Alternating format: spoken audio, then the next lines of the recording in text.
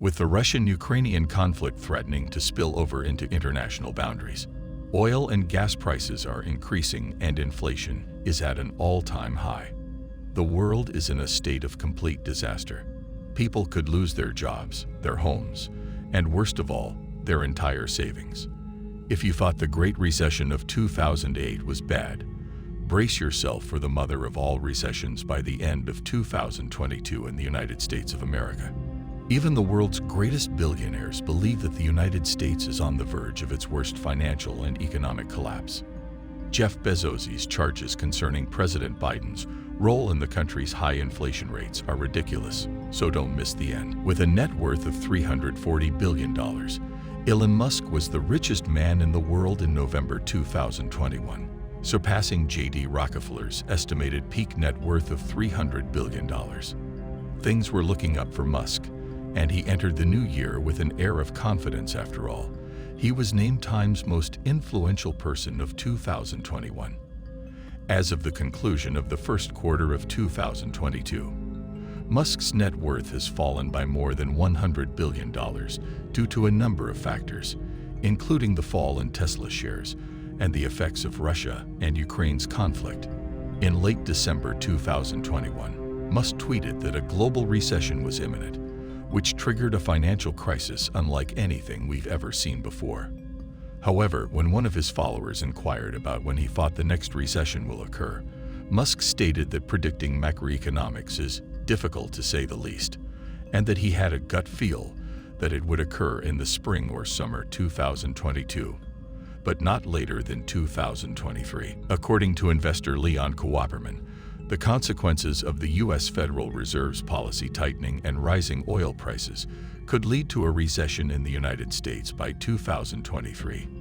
Although that conclusion isn't a certainty, the Federal Reserve has been known to trigger recessions whenever it raises interest rates in order to combat inflation, as several Wall Street analysts and investors have raised an alarm over the Fed's withdrawal of financial support for the U.S. economy and instead chose to raise interest rates in order to check inflation historically.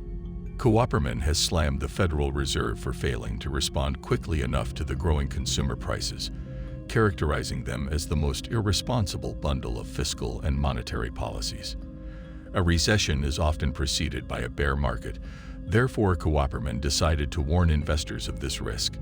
Investors understand that limiting inflation is the same as limiting growth in a bad market. Ray Dalio has a novel take on the situation, and he thinks we may not be into a recession, but rather a stagflation characterized by soaring inflation and high interest rates. Dalio believes that we are likely to face a period of stagflation, which is characterized by rising inflation, increased joblessness, and slow economic growth.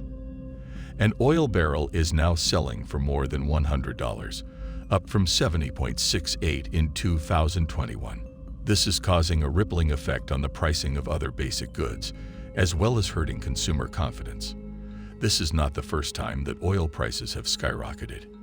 Dalio also expressed his thoughts on the current rise in interest rates, triggered by the Federal Reserve to combat inflation, saying that the Federal Reserve has done enough tightening to deal with inflation adequately, but that is too much tightening for the markets and the economy, and that it will be a very difficult situation a year from now as inflation continues to rise and it begins to pinch the economy.